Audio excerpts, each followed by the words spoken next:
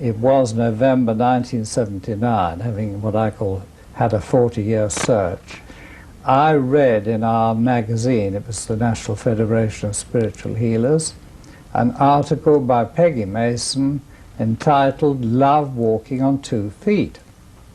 Normally I never even opened the magazine, it came every month, but that month I did, and there I see Love Walking on 2 Feet. And I wasn't going to read it, but on the left-hand side of the first page, just indented, were 4 lines. I thought, well, I'll read those. And those were the famous words that really, I say, converted me, woke me up. They were the well-known words: there is only one God, He is omnipresent. There's only one religion, the religion of love. There's only one language, the language of the heart, and there's only one caste, the caste of humanity.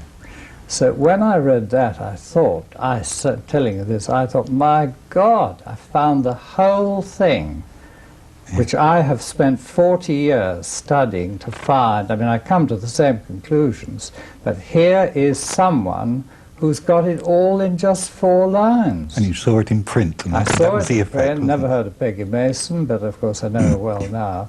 And she recommended 1 or 2 books at the end of the article. I read the article, it was absolutely fascinating. All, of course, Sai Baba, Love Walking on 2 Feet. And so I read the books, you know, Sai Baba Avatar, Holy Man and the Psychiatrist. And I mean, from that point on, everything I read I recognized as being the truth, and I knew I'd found what I'd been looking for.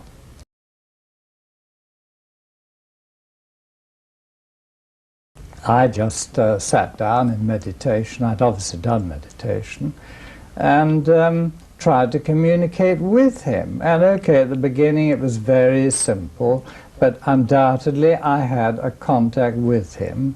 And of course, having read that, I assumed all the other devotees did the same thing. Some undoubtedly do. Well, slowly, I found I could get messages from him. And I suppose, well, one thing was, I mean, I was so over the moon about having discovered him that I thought, right, I'm going out to India. I've been to India before, but not to see him, to find this amazing holy man. And of course, the next message I got was, not now, later. So I was told no.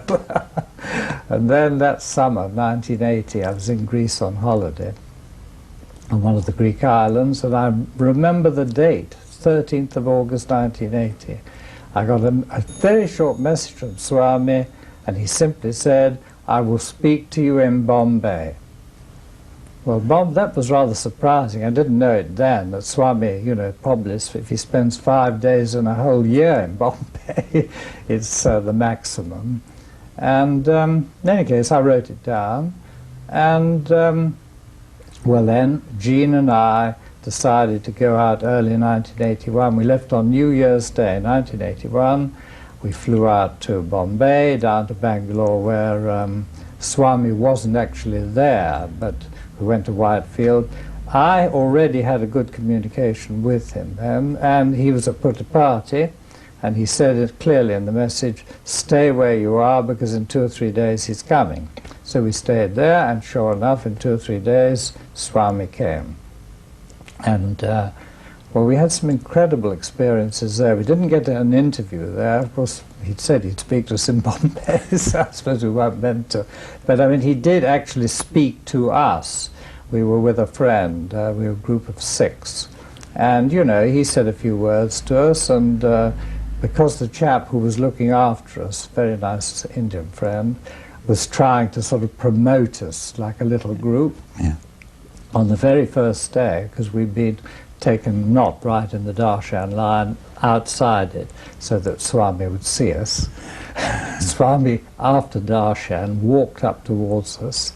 We all felt, when I say it's amazing what we felt, some people just burst into tears.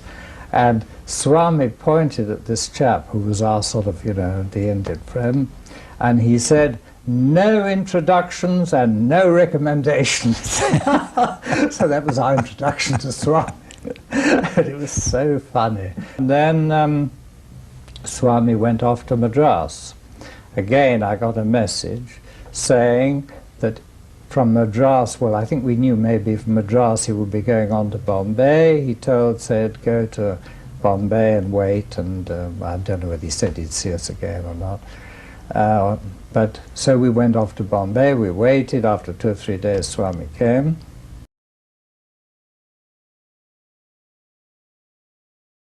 And then he was only there for about 3 or 4 days, and on the Saturday when he was leaving in the afternoon, and of course we hadn't had an interview, as he walked back towards where his house is, up on the hill there, you know, the Dharmakshetra, Vera, who is Croatian, who's a great friend and very outgoing, as Swami walked past, she shouted at him, "Swami, Swami, interview, interview." And he stopped and he looked and said, "What? Who? How many?" And of course, by this time there were only 4 of us, 3 ladies, Jean, Vera, one other lady, and myself. And I was right the other side with the men.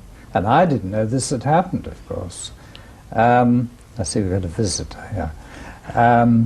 So in any case, we got the interview. We went up there, and in the Dharmakshetra up on the top of the hill there, as we walked in, Swami was waiting, and he said, well, the first thing he said to me was, "What do you want?" And of course, I knew it's no good saying I want a new Rolls Royce or this or that.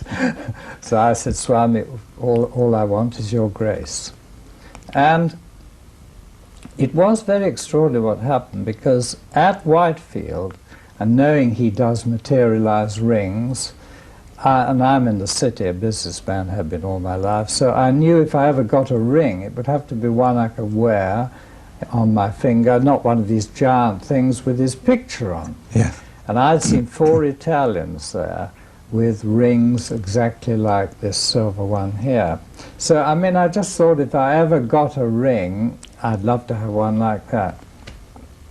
So when he said, "What do you want?" I answered, he just waved his hand like that, and here is the ring that I got in Bombay.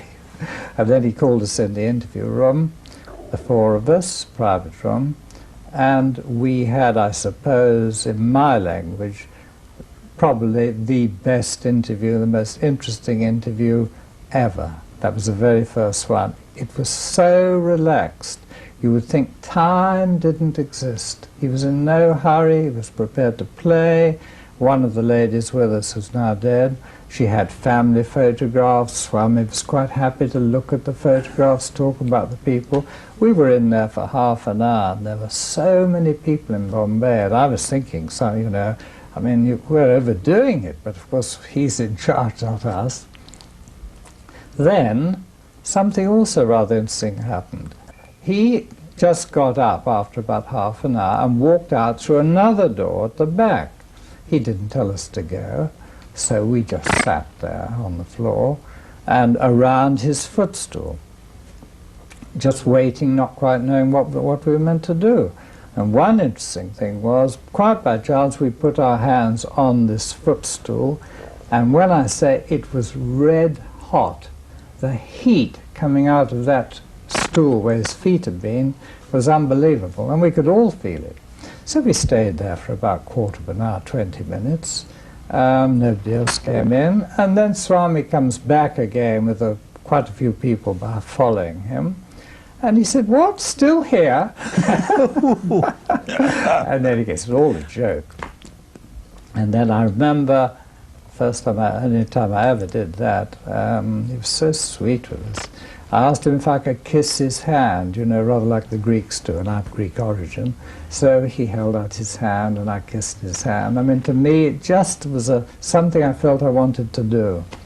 And then off we went, and of course we were absolutely over the moon. He went off that afternoon back to, I don't know, Whitefield, I expect, and we caught the plane that night and came back to London. So what he had said, "I will speak to you in Bombay," was more than confirmed.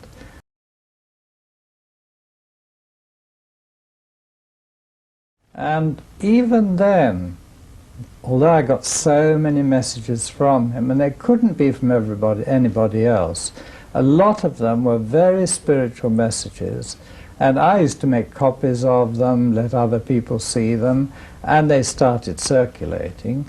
And, well, it is a fact. Of course, all sorts of problems arose from that, because people said, that's nothing to do with Swami. Swami has said, I communicate direct with my devotees, not through intermediaries, all the rest of it.